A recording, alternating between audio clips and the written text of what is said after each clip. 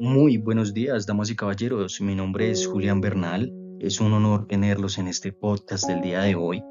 En la sección de hoy vamos a hablar de la parapolítica y claramente del paramilitarismo en Colombia. Recordemos que el paramilitarismo no es solo una página en los libros de historia, sino que es una herida que sigue doliendo en las comunidades que lo sufrieron. Sus raíces se alimentaron de la injusticia y de la falta de presencia del Estado. Desde ahí sus ramas crecieron sin control, sembrando el miedo, la violencia y la desesperanza por todo el territorio. Recordemos que la parapolítica fue un escándalo en el cual se descubrió que muchas personas de la política colombiana tenían vínculos con grupos al margen de la ley y también con narcotraficantes.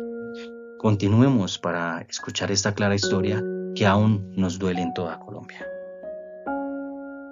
Para dar un contexto más claro y detallado, vamos a recordar los orígenes del paramilitarismo. El paramilitarismo surgió en Colombia como una respuesta a las guerrillas y a la violencia que azotaban al país en ese momento, es decir, surgieron actuando en defensa de terratenientes y grandes grupos económicos. Posteriormente, a partir de la década de 1990, el paramilitarismo se expandió desarrollando una ideología propia y comenzando a incursionar directamente en el ámbito político. Posteriormente se formaron alianzas entre élites políticas locales, líderes económicos y grupos armados ilegales, creando así redes de poder mafiosas.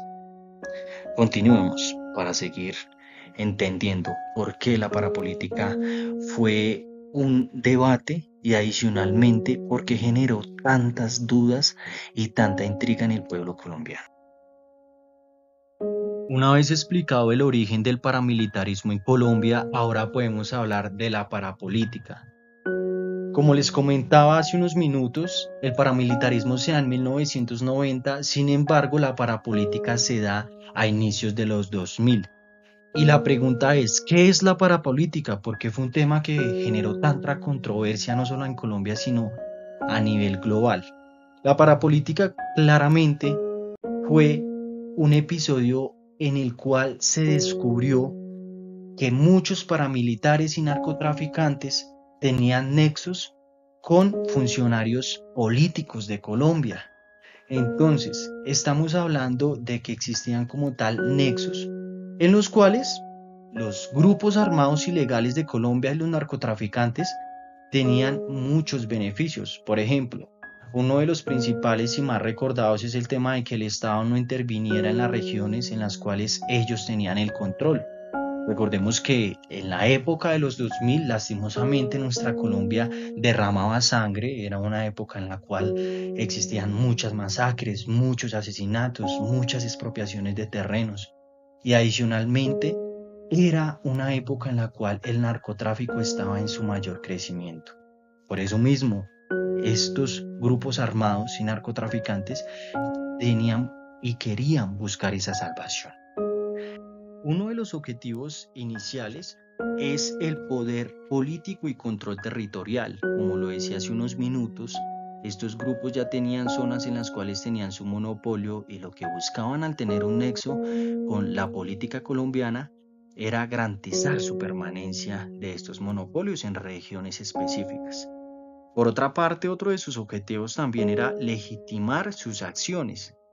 Recordemos que muchos grupos paramilitares o al margen de la ley eran acreedores, es decir, se les atribuía masacres, expropiaciones, cultivos, narcotráficos y demás delitos ilegales en Colombia. Por eso mismo ellos buscaban que al tener nexos con funcionarios políticos pudieran tener reducción de condenas o también ciertos beneficios.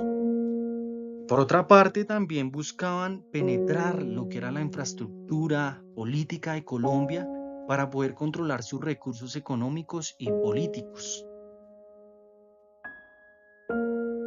Una vez explicados los objetivos, es necesario también recalcar que la infiltración de grupos paramilitares en el poder político surgida en Colombia se da como una estrategia contrainsurgente, pero ligada principalmente al narcotráfico.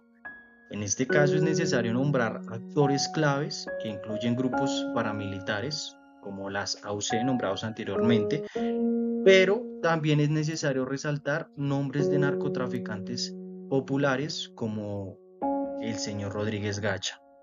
También destacan políticos y funcionarios del Estado como uno de los primos del expresidente Álvaro Uribe, quien es el señor Mario Uribe. En este caso, entre ellos colaboraban para crear proyectos político-económicos basados en violencia y la corrupción para oponerse a la guerrilla y controlar los territorios. Una vez explicado el contexto del paramilitarismo y de la parapolítica en Colombia, me gustaría que como sociedad pensemos en lo siguiente. ¿Qué hay detrás de cada cifra de desplazados? ¿Qué hay detrás de cada masacre? ¿De cada secuestro? Porque no solamente son números, sino son historias, historias de dolor, de sueños rotos, de familias que fueron destrozadas, de tierras que quedaron abandonadas y de vidas que nunca pudieron sanar por completo. Como sociedad nos vimos obligados a convivir con el miedo, aprendimos a desconfiar del vecino, a mirar de reojo y a ver las líneas entre lo correcto y lo incorrecto como algo borroso. Recordar el paramilitarismo hoy no es un acto para revivir el odio, es un acto de reconocimiento del inmenso dolor que causó. Es una invitación a la reflexión, a trabajar por una justicia real y a construir una memoria colectiva, una memoria que nos ayude a no repetir los errores del pasado. Mi nombre es Julián Bernal y así culmina este podcast. Muchas gracias por tu valiosa atención.